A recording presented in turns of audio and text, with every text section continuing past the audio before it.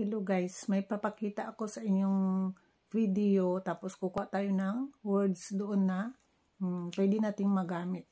Panoorin natin.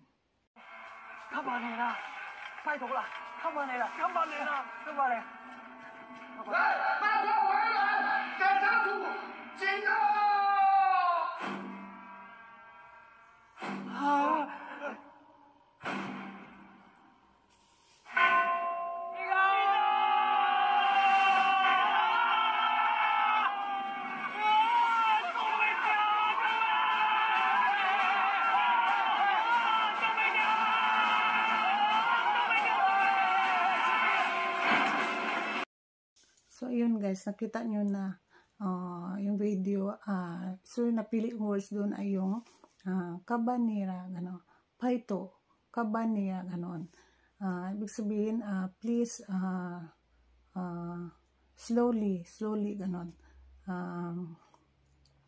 Yung ban ay slow. Kabani means slowly. Halimbawa, kaya kabani means walk slowly, gano'n.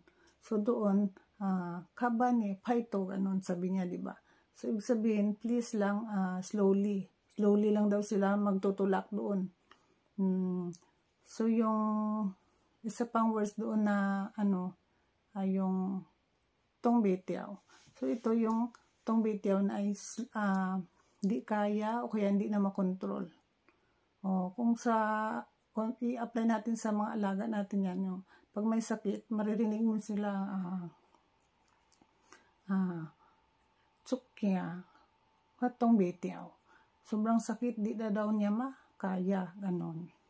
So, dahil doon sa video, nagtutulak sila doon, tong betiaw, hindi nila kaya na makontrol yung pagtutulak doon sa sobrang bilis. So, ayan guys, magagamit natin yan. Halimbawa, sumakit yung, may sakit kang naramdaman, sobrang sakit. Ditong betiaw, hindi mo na kaya, ganon. Ay kikwa isang na, ganon, di ba?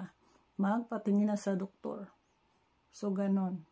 So, kung doon naman sa kabane, halimbawa, alaga mo mabilis maglakad, sabihin mo, ay di kaya kabane, ganon. Maglakad ka lang ng dahan-dahan.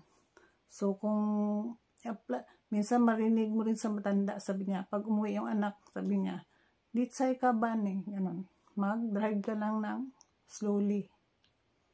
So, yan. Maririnig mo yan minsan sa kanila. Ang mga words na yan. So, yan na. Yan ang words natin ngayong araw.